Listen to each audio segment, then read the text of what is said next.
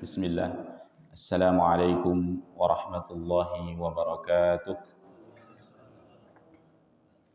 إن الحمد لله نحمده ونستعينه ونستغفره ونعوذ بالله من شرور أنفسنا ومن سيئات أعمالنا. من يهده الله فلا مضل له ومن يضلل فلا هادي له. أشهد أن لا إله إلا الله وحده لا شريك له وأشهد أن محمدا عبده ورسوله. اللهم صل على نبينا محمد وعلى آله وصحبه أجمعين. يا أيها الذين آمنوا اتقوا الله حق تقاته ولا تموتن إلا وأنتم مسلمون. يا أيها الناس اتقوا ربكم الذي خلقكم من نفس واحدة وخلق منها زوجها وبث منهما رجالا كثيرا ونساء واتقوا الله الذي تساءلون به والأرحام إن الله كان عليكم رقيبا. يا أيها الذين آمنوا اتقوا الله وقولوا قولا سديدا يصلح لكم أعمالكم ويغفر لكم ذنوبكم ومن يطع الله ورسوله فقد فاز فوزا عظيما. أما بعد فإن أصدق الحديث كتاب الله وخير الهدي هدي محمد صلى الله عليه وسلم وشر الأمور محدثاتها وكل محدثة بدعة وكل بدعة ضلالة وكل ضلالة في النار. Ikhwani wa akhwati jamaah musalla al-ikhwan yang dirahmati oleh Allah Subhanahu wa taala, kita lanjutkan pembahasan di dalam kitab Tauhid. Kitab Tauhid. Sebagaimana penjelasan yang telah lalu, kita telah menjelaskan tentang asma was sifat.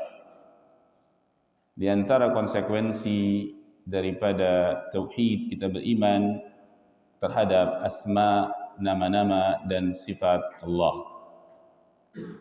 Sebagaimana penyimpangan-penyimpangan berkaitan dengan nama-nama dan sifat Allah, di antaranya adalah menamai makhluk dengan nama Allah, seperti yang dilakukan oleh orang-orang musyrikin, menamai berhala-berhala mereka dengan nama Allah, yaitu Al-Lata. Al-Lata ini berasal dari kata Al-Ilah, ini nama Allah. Kemudian Al-Uzza. Al-Uzza ini berhala kaum musyrikin yang diambil dari Al-Aziz. Maka ini dimasuk penyimpangan. Di antara penyimpangan dalam asma wa sifat adalah mengingkarinya. Sebagaimana orang musyrikin pada zaman Nabi mengingkari nama Allah Ar-Rahman dengan mengatakan qalu wa mar-Rahman. Apa yang dimaksud dengan Ar-Rahman? Dia ingkari kalimat Ar-Rahman. Demikian juga menolak nama Allah, ya, dengan menolak semua nama-nama Allah. Ada yang menetapkan nama bagi Allah tetapi dia mengatakan tidak memiliki makna. Kemudian di antara penyimpangan di dalam masalah asma wa sifat adalah menamai Allah dengan yang bukan namanya.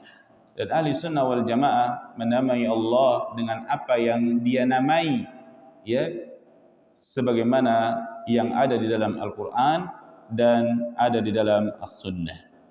Maka jamaah sekalian, pada kesempatan yang berbahagia ini kita lanjutkan bab selanjutnya, yaitu babun la yuqalu salamu ala Allah. Bab tentang tidak boleh mengatakan assalamu ala Allah. Assalam, salam atas Allah. Tidak boleh kita mengucapkan kalimat assalamu ala Allah, salam atas Allah, sebagaimana kita mengucapkan salam kepada manusia, sebagaimana kita mengucapkan salam kepada Nabi, ya, assalamu alaika ayyuhan nabi, ya, kepada sesama muslim kita mengucapkan assalamu alaikum. Maka tidak boleh kita mengucapkan assalam ala Allah, salam kepada Allah. Pembahasan ini dibawakan oleh muallif rahimahullah karena ada kaitannya dengan tauhid, yaitu sesuatu yang menciderai pilar-pilar tauhid. Hal ini disebabkan karena as-salam min asma'illah, termasuk nama-nama Allah, yaitu as-salam. Maka ketika seseorang mengatakan assalamu ala Allah, maka tidak tepat, sebab Allah itu adalah as-salam. Berarti seakan-akan kita mengatakan Allah ala Allah, karena as-salam adalah nama dari nama-nama Allah. Yang kedua, pembahasan ini dimasukkan ke dalam tauhid.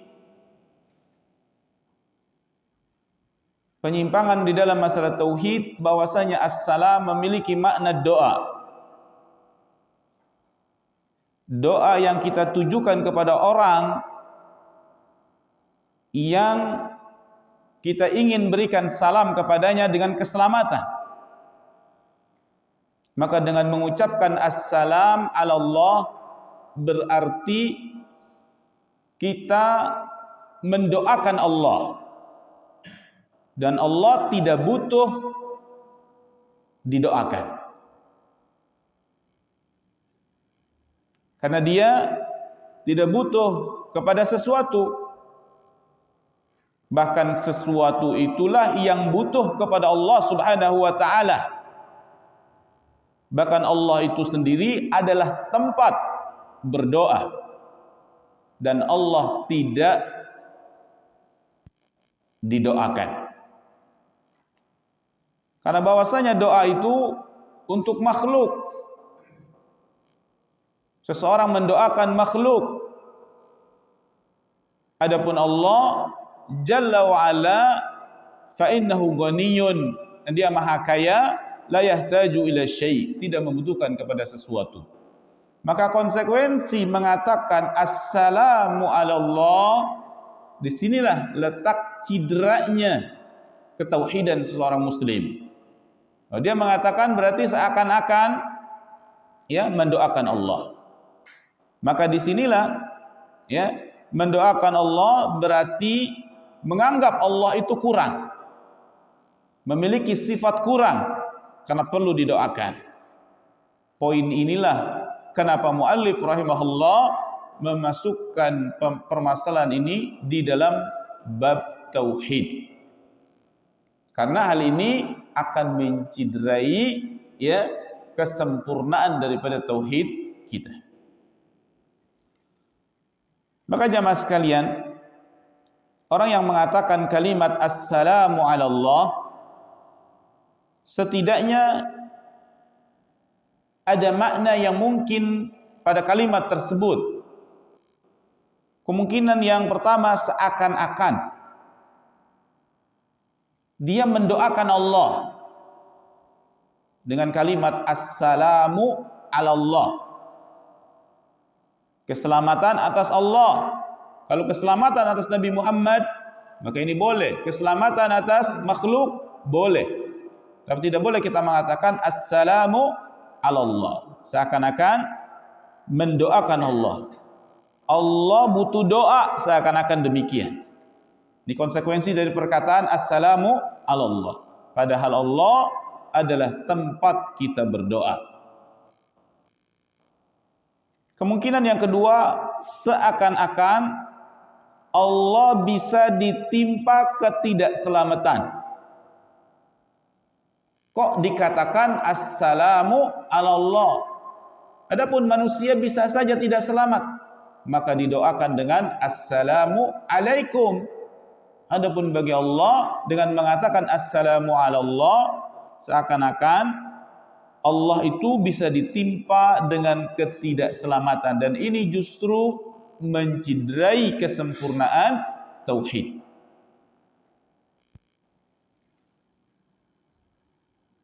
Dan dengan mengatakan assalamu ala Allah, bertentangan bahwasanya Allah itu adalah assalam. Allah itulah sumber keselamatan. Dan ini merupakan nama Allah. As-Salam merupakan nama Allah. Sebagaimana Allah Subhanahu wa taala menyebutkan dirinya bahwa Dia adalah As-Salam. Sebagaimana di dalam Al-Qur'an disebutkan, Huwallazi la ilaha illa huwa al-malikul quddusus salam al-mu'min al-muhaimin, ya, dan seterusnya. Dialah Allah yang tidak ada yang berhak disembah kecuali Dia, Al-Malik. Dia adalah Al-Malik, Al-Quddus, dan Dia juga dinamai dengan As-Salam. Maka dari ayat ini menunjukkan bahwasanya Allah memiliki nama As-Salam. Banyak dalam ayat yang menyebutkan tentang As-Salam merupakan nama Allah.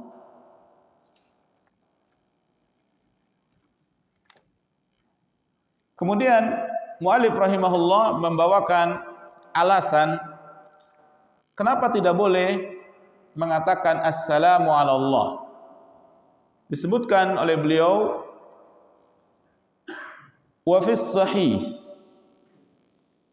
an Ibnu Mas'ud radhiyallahu anhu qala, kunna idza kunna ma'an nabiyyi sallallahu alaihi wasallam fi shalah qulna assalamu ala Allah min ibadihi, assalamu ala fulan wa fulan. Faqala an-nabiy sallallahu alaihi wasallam, la taqulu assalamu ala Allah bi anna Allah huwas salam. Hadis ini hadis yang sahih, diriwayatkan oleh Imam Bukhari dan Imam Muslim dan Imam Abu Daud, Nasa'i dan Ibnu Majah. An Ibnu Mas'ud, hadis ini dari Ibnu Mas'ud, semoga Allah meridhai beliau. Beliau berkata, kunna, dahulu kami, idza kunna ma'an nabi, ketika kami bersama Nabi sallallahu alaihi wasallam fi shalah, di dalam salat. Maksudnya adalah salat berjamaah. Berarti salat al-maktubah, salat wajib. Karena salat berjamaah tidak dilakukan kecuali salat wajib, kecuali beberapa salat sunnah saja yang dilakukan berjamaah. Seperti salat al-istisqa, minta hujan.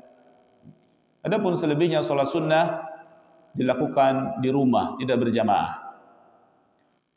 Maka suatu ketika kunna, dahulu kami ketika bersama Nabi sallallahu alaihi wasallam di dalam suatu salat, qulna, maka kami, maksudnya para sahabat ini, mengatakan di dalam tasyahud, di dalam salat tasyahud akhir, mengatakan assalamu ala Allah min ibadihi, keselamatan atas Allah dari hambanya.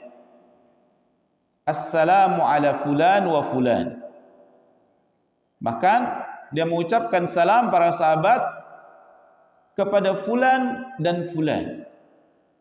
Jadi dahulu, ya, sebelum diajarkan oleh Nabi sallallahu alaihi wasallam, para sahabat ketika membaca tasyahud akhir mengucapkan salam. Dan diucapkan salam kepada Allah. Assalamu ala Allah. Bahkan mengucapkan salam sebagian kepada sebagian yang lain. Dia ucapkan assalamu ala fulan, assalamu ala fulan di dalam tasyahud mereka. Ya, karena memang belum datang keterangan. Maka dalam hadis ini, faqala an-nabiy sallallahu alaihi wasallam, maka Nabi sallallahu alaihi wasallam bersabda, la taqulu assalamu ala Allah. Nabi mendengar ucapan para sahabat tersebut. Di dalam tasyahud mereka mengucapkan Assalamu ala Allah. Maksud para sahabat ini baik. Ya, mengucapkan salam kepada Allah sebagaimana salam kepada Nabi. Maka kata Nabi SAW, la taqulu assalamu ala Allah. Janganlah engkau mengatakan kalimat assalamu ala Allah. Ini dilarang oleh Nabi SAW kalimat tersebut. Fa inna Allaha huwas salam. Alasan Nabi melarang tersebut, memberikan alasan karena sesungguhnya Allah itu adalah As-Salam. Jadi hadis ini juga menunjukkan bahwasanya di antara nama Allah adalah As-Salam. Dan tidak boleh kita mengatakan Assalamu ala Allah. Di dalam kitab Bukhari, di dalam kitab Adzan, di bab tentang tasyahud akhir, disebutkan dari jalur Syaqiq bin Salamah, dia berkata, qala Abdullah bin Mas'ud, berkata Abdullah bin Mas'ud. Ya, sama hadis ini juga dari Abdullah bin Mas'ud, cuma dari redaksi yang berbeda. Kunna, dahulu kami, idza shallaina khalfan nabi, apabila kami salat di belakang Nabi SAW, kulna, kami mengatakan, assalamu ala Jibril wa Mikail, assalamu ala fulan wa fulan. Ya, dalam redaksi hadis yang lain, para sahabat kulna, kami mengatakan assalam, keselamatan atas Jibril, keselamatan atas Mikail, assalamu ala fulan wa fulan, di dalam tasyahud, di dalam tasyahud. Faltafata ilaina, kemudian Nabi menoleh kepada kami, maksudnya setelah salat, Rasulullah SAW, Rasulullah menoleh kepada kami. Faqala, maka Nabi bersabda, Inna Allaha huwas salam, fa idza shalla ahadukum, sesungguhnya Allah dia adalah as-salam. Fa idza shalla ahadukum, maka apabila seseorang salat di antara kalian, maka berdoalah. Maka diajarkan doa tasyahud. At-tahiyyatu lillah was-salawatu wat-thayyibat. 3 kalimat. At-tahiyyatu lillah. Jangan menggunakan assalamu ala Allah, diganti sama Nabi dengan kalimat yang baik. Diajarkan sama Nabi tentang tasyahud yang benar, yaitu at-tahiyyatu lillah was-salawatu wat-thayyibat. 3, as-salawat wat-thayyibat. Baru kemudian assalamu alayka ayyuhan nabiyyu wa rahmatullahi wa barakatuh. Kemudian doa kepada kita sendiri, mendoakan keselamatan, assalamu alayna, dan keselamatan atas kita, wa ala ibadihi salihin, dan kepada hambanya yang saleh. Ya. Jadi bukan salam kepada Allah, tapi penghormatan kepada Allah. At-tahiyyat was-salawat wat-thayyibat kepada Allah. Kemudian kepada Nabi dengan ucapan assalamu alayka ayyuhan nabi, keselamatan atasmu wahai Nabi, yang kedua. Dan doa keselamatan yang ketiga kepada diri kita sendiri, ya, assalamu alayna, dan keselamatan atas kami. Ini doa, seyogianya kita harusnya khusyuk di dalam masalah ini dan serius di dalam mengucapkan tasyahud ini, karena ini adalah doa untuk kita sendiri, assalamu alayna, dan juga mendoakan saudara-saudara kita, ya, wa ala ibadihi salihin, dan kepada hamba-hamba Allah yang saleh. Ini doa keselamatan yang diajarkan sama Nabi. Ya. Maka kata Nabi SAW, fa innakum idza qultumuha, maka sesungguhnya kalian apabila kalian mengucapkan doa itu, asabat kullu 'abdin lillahi salihin fis sama'i wal ard, mencakup seluruh hamba, ya, seluruh hamba yang saleh bagi Allah yang dimiliki oleh Allah, kepunyaan Allah fis sama'i wal ard, yang ada di langit dan yang ada di bumi. Termasuk juga berarti kita mendoakan jin yang soleh, kita juga mendoakan makhluk manusia yang soleh, yang ada di bumi dan yang ada di langit, malaikat, Jibril, Mikail, semua mencakup doa kita ini. Dengan kalimat assalamu alaina wa ala ibadihis salihin, mencakup makhluk hamba Allah yang ada di langit maupun yang ada di bumi. Sudah cukup dengan doa Nabi ini. Jangan disebut lagi dengan assalam alal Jibril, assalam alal Mikail, ya, dan lain-lain. Ya, baru kemudian asyhadu an la ilaha illallah wa asyhadu anna Muhammadan Rasulullah dan seterusnya, ya, salawat Ibrahimiyah, ya, tentang tasyahud. Dan bacaan tasyahud ini adalah bacaan tasyahudnya Ibnu Mas'ud. Ya, ini kita bicara tentang riwayat tadi Abdullah bin Mas'ud. Dan Abdullah bin Mas'ud berkata, "Allamani Rasulullah sallallahu alaihi wasallam kama yuallimuni as-surata minal Qur'an." Nabi itu mengajarkan doa tasyahud ini, seriusnya Nabi, sebagaimana dia mengajarkan kepada kami surah-surah Al-Quran. Artinya lafaz ini diajarkan langsung oleh Nabi SAW kepada sahabatnya. Dan ini redaksi riwayat dari Abdullah bin Mas'ud. Dan perlu kita ketahui bahwasanya kalimat tasyahud ini banyak macamnya dan banyak jalur riwayatnya. Setidaknya ada 6 bentuk, ya, bentuk-bentuk bacaan tasyahud, ya. Ini diantaranya yang satu adalah riwayatnya Abdullah bin Mas'ud, ya, Abdullah bin Mas'ud dengan kalimat, ya, at-tahiyyatu lillah wassalawatu wattayyibat, ya. Ada lagi, ya, yang kedua riwayat Ibnu Abbas, Abdullah bin Abbas.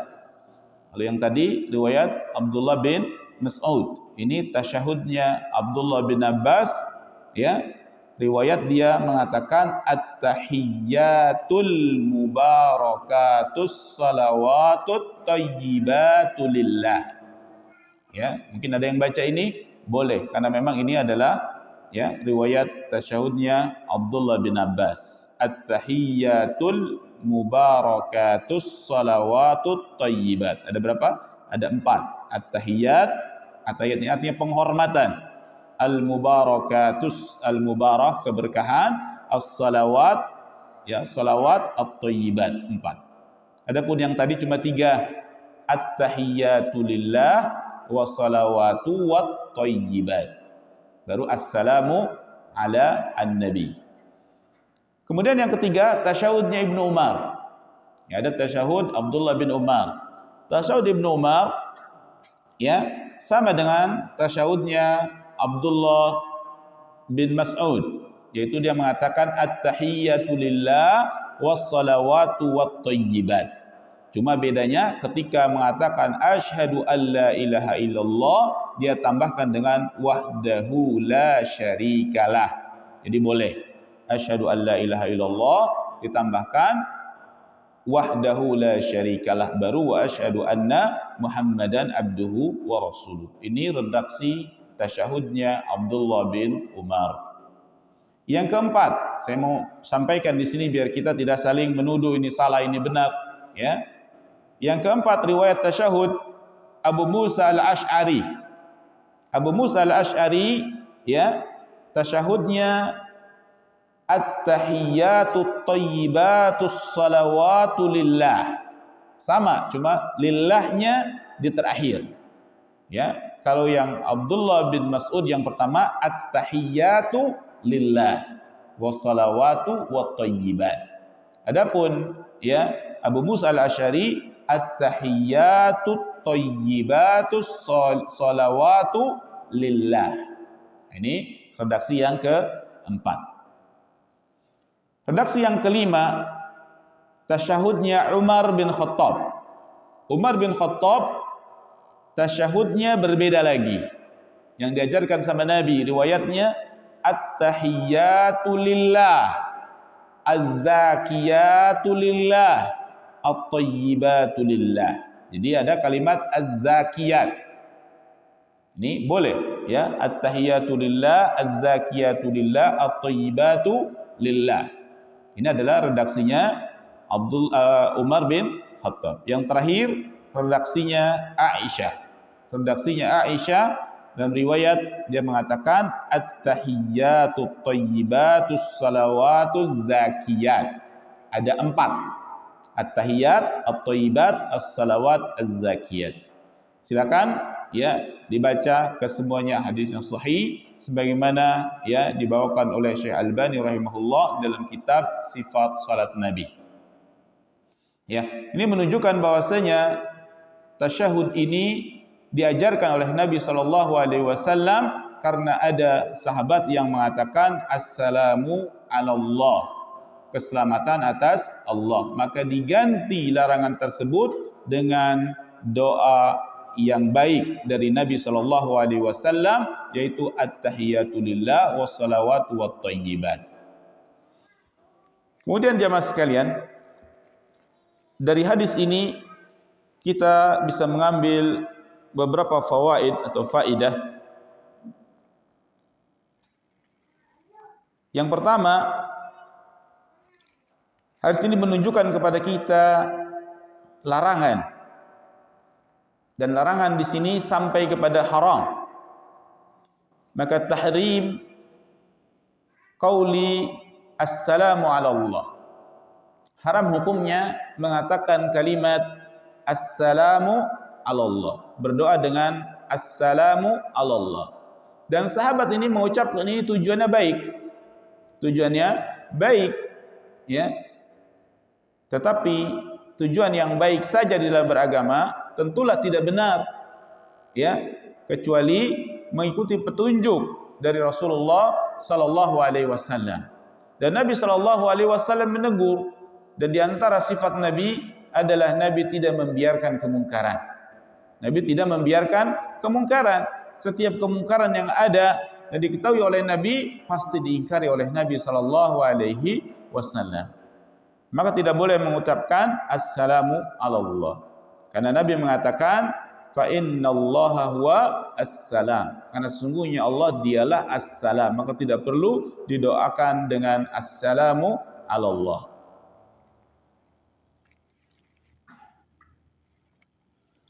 Faedah yang kedua, ya, dalam hadis ini kita belajar tentang metode syariat apabila Islam melarang terhadap sesuatu, maka Islam menunjukkan jalan lain yang lebih baik.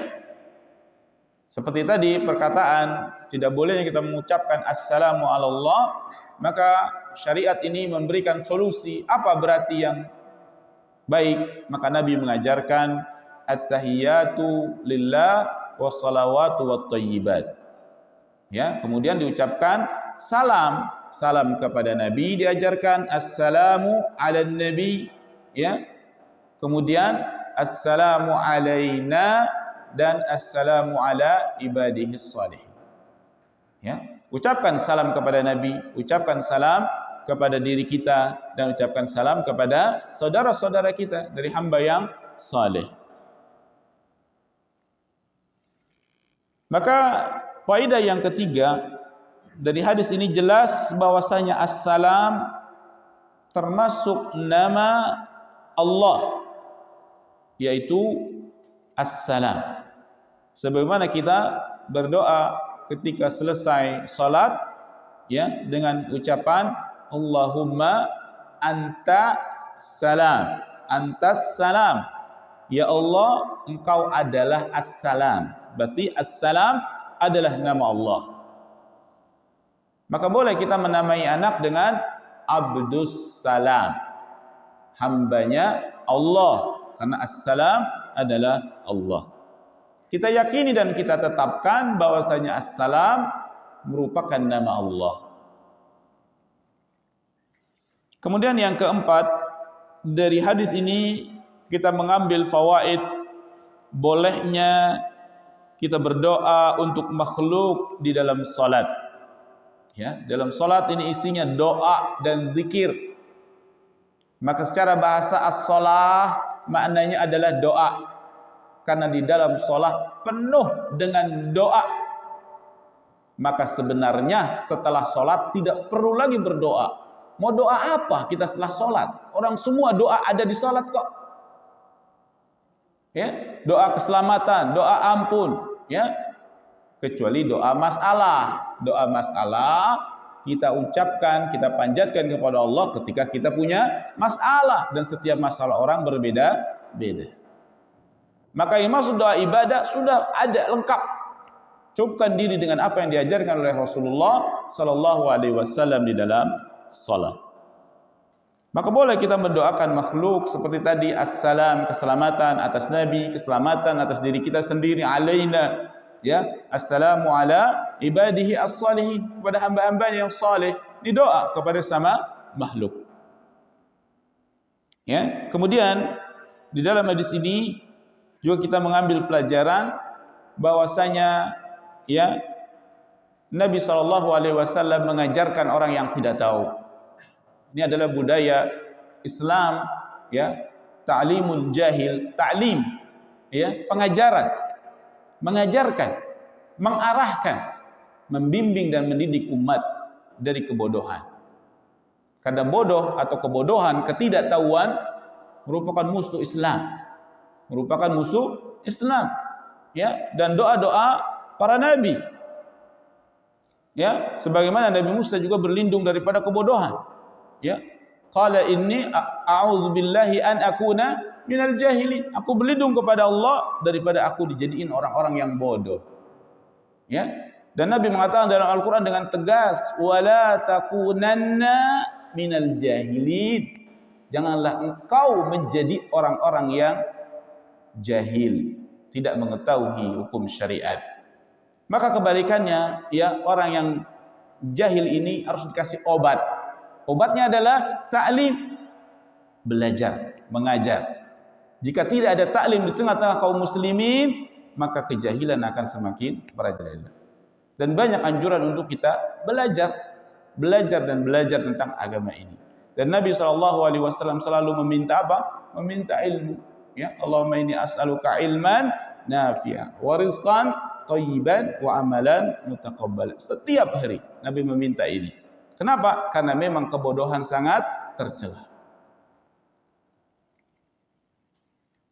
Yang terakhir dari fawaid hadis ini,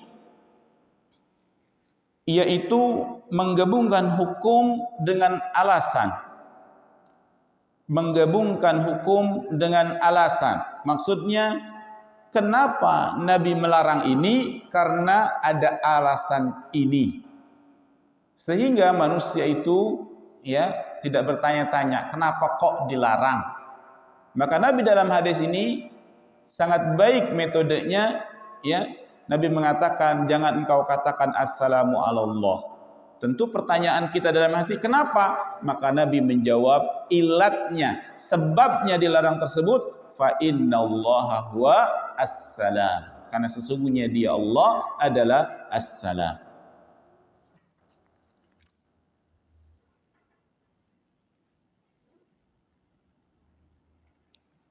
Kemudian selesai di situ tentang fawaid hadis, ya.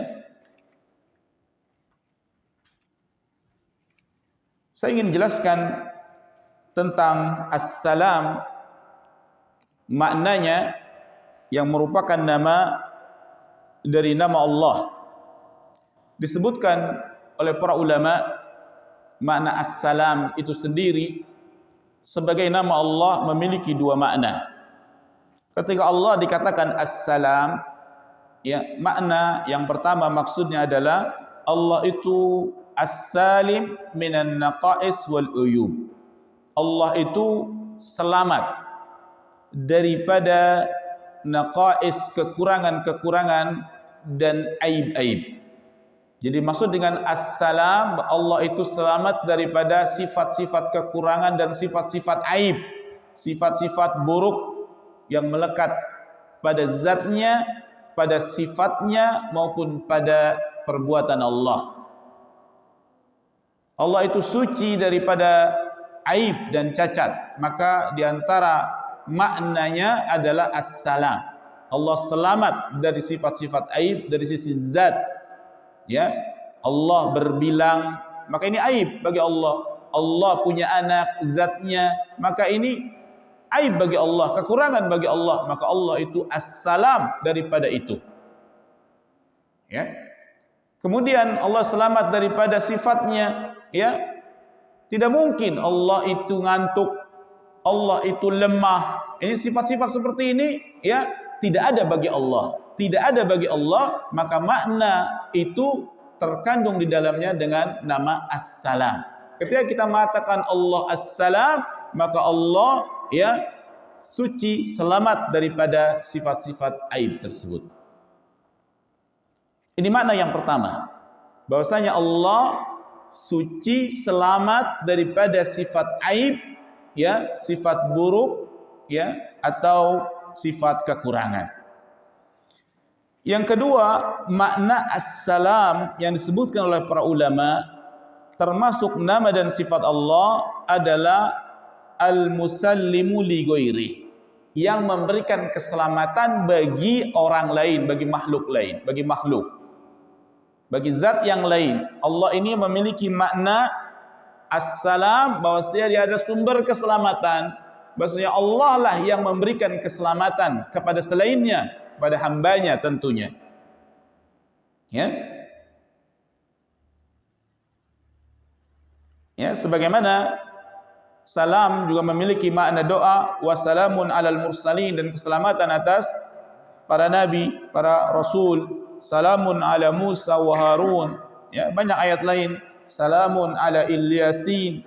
Salamun qawlan min Rabbir Rahim. Wa tahiyyatuhum fiha salam. Maka janganlah kita dalam masalah ini kurang adab dengan mengatakan assalamu ala Allah.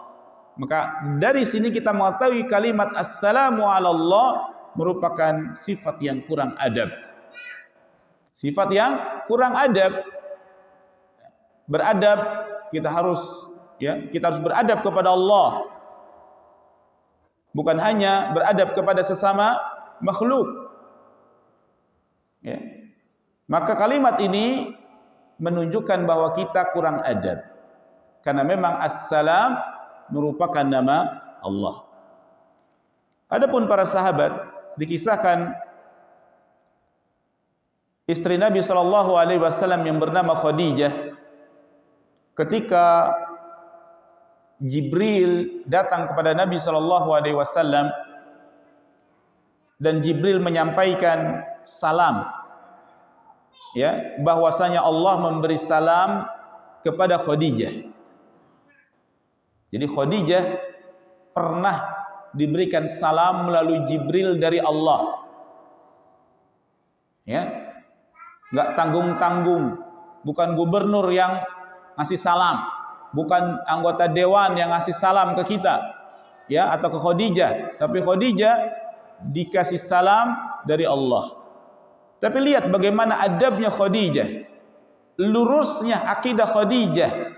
Dia tidak mengatakan assalamu ala Allah, salam balik buat Allah wahai Jibril, tidak. Tapi lihat, dia mengatakan huwas salam wa ala Jibril assalam wa alaikas salam. Ini perkataan Khadijah istri Nabi SAW menunjukkan lurusnya akidah beliau, bagusnya adab beliau terhadap Allah. Dia mengatakan huwa assalam. Ya, dia mengatakan kepada Nabi untuk disampaikan kepada Jibril, huwassalam. Dia adalah Allah assalam. Tidak mengatakan assalamu ala Allah, tapi dia mengatakan huwa assalam. Dia Allah adalah assalam. Wa ala Jibril assalam. Dan juga keselamatan atas Jibril. Kepada Jibril dia katakan assalam ala Jibril. Ya, wa ala Jibril assalam wa alaikas salam, dan kepada engkau wahai suamiku, ya, juga keselamatan. Lihat, ini adalah doanya siapa? Doanya Khadijah atau ucapannya Khadijah radhiyallahu anha. Dan Nabi sallallahu alaihi wasallam ya, ketika ya dia selesai salat, maka dia berpaling kepada sahabatnya, ya, kemudian dia beristighfar 3 kali dan dia mengatakan doa Allahumma antas salam, bukan assalamu ala Allah, tapi Allahumma antas salam wa minkas salam tabarakta ya zal jalali wal ikram. Ya, ini menunjukkan bahwasanya Allah itulah adalah as-salam. Maka jamaah sekalian, demikian juga dalam kalimat assalamualaikum, ya, assalamualaikum warahmatullahi wabarakatuh, ini adalah syiar Islam. Di situ ada kalimat assalam. Maka kalimat assalam di dalam lafaz assalamualaikum warahmatullahi wabarakatuh ini memiliki makna dan para ulama berbeda pendapat.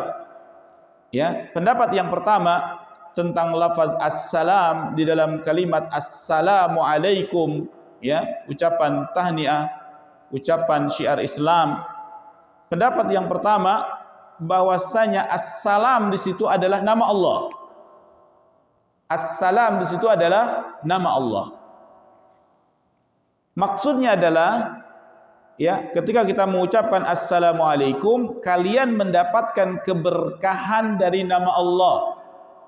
Assalam, ya, alaikum, Allah atas kalian, begitu. Maksudnya adalah keberkahan dengan menyebut nama assalam, dia adalah nama Allah atas kalian, keberkahan. Karena setiap disebut nama Allah ada keberkahan. Seperti kita mengucapkan bismillah, agar kita berkah perbuatan kita, agar diberkahi karena menyebut nama Allah, bismillah.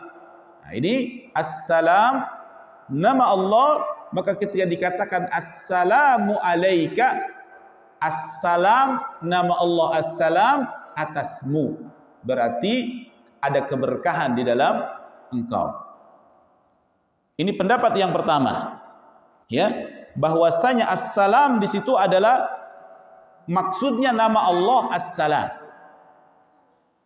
Ya, karena Allah Subhanahu wa taala mengatakan fa innallaha huwa assalam. Maka ketika ada lafaz assalam berarti itu adalah nama Allah.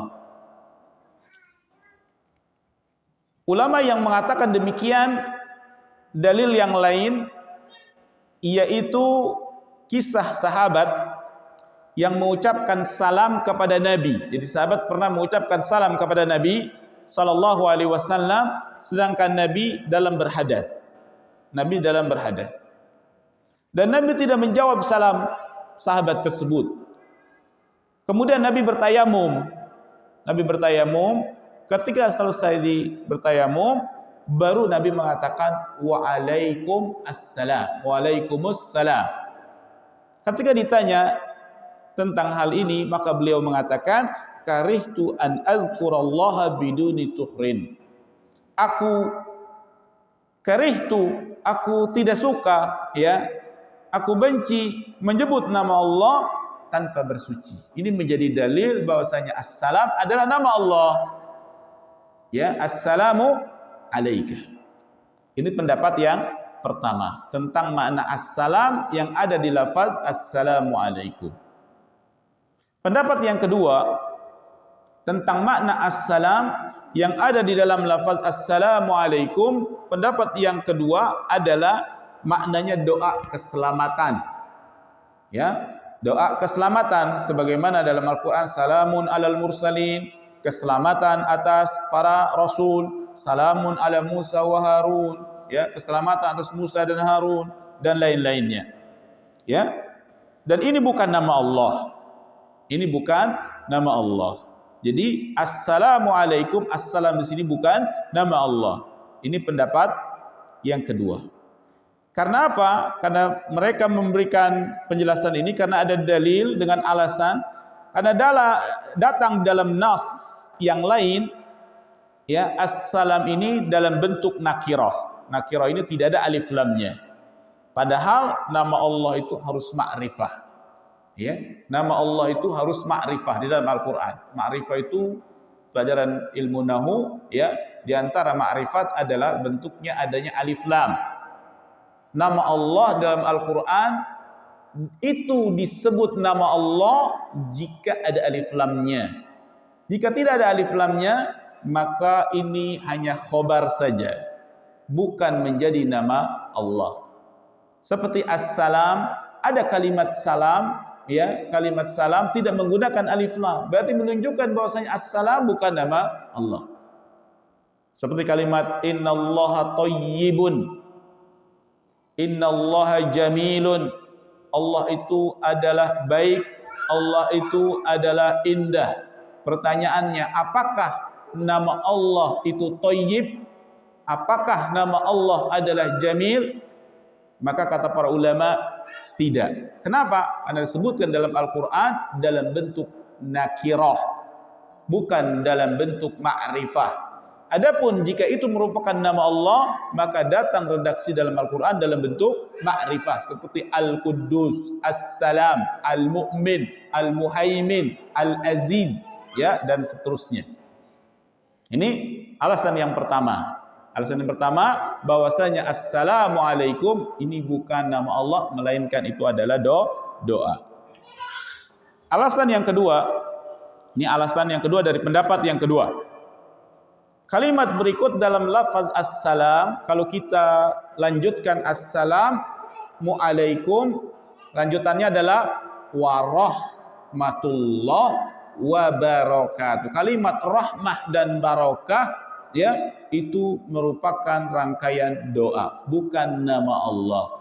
Maka disimpulkan, ya, yang lebih dekat pemahamannya adalah makna assalamualaikum memiliki makna doa. Jadi assalam adalah doa keselamatan untuk kalian, warahmatullah. Lihat, warahmatullah bukan nama Allah lagi, tetapi doa. Maka assalam juga seirama, selevel kalimat tersebut dengan rahmah dan barakah. Bisa dipahami? Nah, berarti assalam, makna pendapat yang kuat adalah memiliki makna doa di dalam lafaz assalamualaikum warahmatullahi wabarakatuh. Kemudian jamaah, penjelasan berikutnya, ya, bahwasanya assalam memiliki kemuliaan dan keutamaan.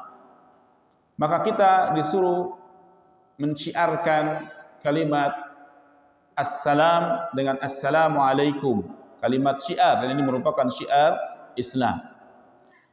Tadi makna assalam. Kemudian saya ingin jelaskan makna secara umum kalimat assalamualaikum warahmatullahi wabarakatuh. Kalimat ini, ya, memiliki konsekuensi jika kita ucapkan. Konsekuensi yang pertama, ya, yaitu dinamai dengan al-insya. Al-insya ini masuk di dalamnya doa. Berarti ketika kita mengucapkan salam kepada saudara kita, assalamualaikum kepada saudara kita wahai fulan, maka maknanya artinya kita mendoakan dia. Mendoakan apa? Mendoakan keselamatan, mendoakan keberkahan dan rahmat Allah kepadanya. Berarti kita mendoakan kepadanya. Doa, karena memang seorang muslim kepada muslim yang lain harus saling mendoakan. Ini konsekuensi yang pertama. Ketika kita mengucapkan assalam, maka kita mendoakan. Makna yang kedua, makna al-ikhbar, yaitu memproklamirkan, mengabarkan bahwasanya, ya, yang diberi salam, orang yang diberi salam, ya, posisinya dalam keadaan selamat daripada, ya, orang yang memberi salam. Saya contohkan, A dan B. A mengucapkan salam kepada B. Maka ini memiliki konsekuensi bahwasanya si B posisinya aman dari posisi si A. Karena apa? Karena dia mengucapkan salam. Ketika mengucapkan assalamualaikum, engkau selamat, keselamatan atas engkau. Berarti Konsekuensinya si A ini tidak mungkin mengganggunya, tidak mungkin menggibahinya, tidak mungkin mengkhianatinya, tidak mungkin membohonginya, dan lain-lainnya. Ini konsekuensi daripada salam ketika kita mengetahui makna itu. Maka sangat ironi ketika kita mengucapkan salam kepada tetangga kita yang muslim, ketika kita mengucapkan salam kepada saudara kita, namun kita saling benci, namun kita saling menggibahi, atau mungkin saling mengganggu. Apa makna dari assalamualaikum kalau begitu? Maka perlu kita pelajari makna assalam, pengamalan daripada assalam. Selain kita mendoakan saudara kita keselamatan, bahwa kita juga mengabarkan bahwasanya diri kita tidak mungkin mengganggu engkau. Karena engkau dalam keadaan selamat, karena saya mengucapkan selamat, proklamirkan, ikhbar, mengabarkan bahwa saya menanggung selamat untukmu. Artinya saya tidak mengganggu, ya, menjamin keselamatan untukmu. Ini diantara makna assalam. Maka perlu kita perhatikan makna ini agar kita mengingat ketika mengucapkan assalamualaikum bukan hanya ucapan, tapi ada konsekuensi di dalam assalamualaikum warahmatullahi wabarakatuh. Ya. Kemudian penjelasan yang terakhir yang ingin saya jelaskan berkaitan dengan assalam, bahwasanya kita disunahkan oleh Nabi kita yang mulia alaihi salatu wassalam, ya, mengucapkan salam dengan ucapan yang sempurna. Yaitu dengan ucapan yang sempurna, ucapan salam yang sempurna adalah assalamualaikum warahmatullahi wabarakatuh. Nah, ini ada 3, itu yang sempurna. Ya, ini sesuai dengan petunjuk Nabi sallallahu alaihi wasallam sebagaimana hadis dari Imran bin Husain, semoga Allah meridai beliau, ya, datang seorang laki-laki kepada Nabi sallallahu alaihi wasallam dan laki-laki tersebut mengucapkan assalamualaikum. Maka Nabi sallallahu alaihi wasallam membalas salam mereka dengan ucapan salam, ya. Kemudian dia duduk, maka Nabi sallallahu alaihi wasallam mengatakan asyara, 10. Maksudnya dia dapat 10 kebaikan, ya, karena dia mengucapkan salam, ya. Maka tsumma jaa akhar, maka datang yang lain, faqala, sahabat yang lain mengucapkan assalamualaikum warahmatullah, ya, keselamatan atas kamu dan rahmat Allah. Faradda alaihi, maka Nabi menjawabnya, fajalasa, maka dia duduk, faqala, maka dia mengatakan ishrun, 20 kebaikan, ya. Tsumma jaa akhar, kemudian datang yang lain, faqala, dia mengatakan assalamualaikum warahmatullahi wabarakatuh, faradda alaihi, maka Nabi menjawabnya, fajalasa, dia duduk, faqala, maka Nabi mengatakan salasun, berapa? 30. Berarti satu ungkapan assalamualaikum dapat 10 kebaikan, warahmatullah dapat 20 kebaikan, wabarakatuh mendapatkan 30 kebaikan. Maka ini menjadi motivasi buat kita untuk terus, ya, afsus salam, sebagaimana kata Nabi, untuk menyebarkan kalimat assalam. Dan yang terbaik adalah menjawab salam dengan jawaban yang lebih baik lagi daripada ucapan saudara kita. Jika saudara kita mengucapkan salam assalamualaikum, maka dijawab dengan waalaikumsalam warahmatullah. Kalau saudara kita mengucapkan assalamualaikum warahmatullah, maka bagaimana cara menjawabnya? Waalaikumsalam warahmatullahi wabarakatuh. Nah, kalau dia mengucapkan assalamualaikum warahmatullahi wabarakatuh, maka jawabannya minimal sama dengan yang dia ucapkan, waalaikumsalam warahmatullahi wabarakatuh. Sebagaimana, ya, ayat di dalam surah, ya, An-Nisa ayat 86, Allah Subhanahu wa taala berfirman, wa idza huyyitum bi tahiyyatin fahayyu bi ahsana minha aw rudduha innallaha kana ala kulli syai'in hasiba. Dan apabila diucapkan kepada kalian suatu ungkapan, suatu tahniyah, yaitu assalam, ucapan salam, fahayyu, maka jawab bi ahsana minha, kata Allah, jawablah dengan yang lebih baik. Ini perintah Allah, jawab dengan yang lebih baik. Aurudduha, atau jawab yang semisal. Misalkan assalamualaikum, minimal jawab waalaikumsalam. Jangan orang lain mengatakan kepada kita Assalamualaikum warahmatullahi wabarakatuh. Dia menjawab Waalaikumsalam. Ini tidak beradab. Tidak beradab, ya. Innallaha ala kulli syai'in hasib. Sesungguhnya Allah ya Maha cepat ya hisabnya atas segala sesuatu. Ya, mungkin ini jamaah yang bisa saya jelaskan berkaitan dengan konsekuensi daripada tauhid, yaitu tidak mengatakan assalamu Allah, karena sesungguhnya Allah adalah as-salam. Ini yang bisa saya jelaskan. Kita tutup dan doa kafaratul majlis. Subhanakallahumma bihamdika asyhadu an la ilaha illa anta astaghfiruka wa atubu ilaik. Assalamualaikum warahmatullahi wabarakatuh. Cukup atau ada yang mau ditanyakan?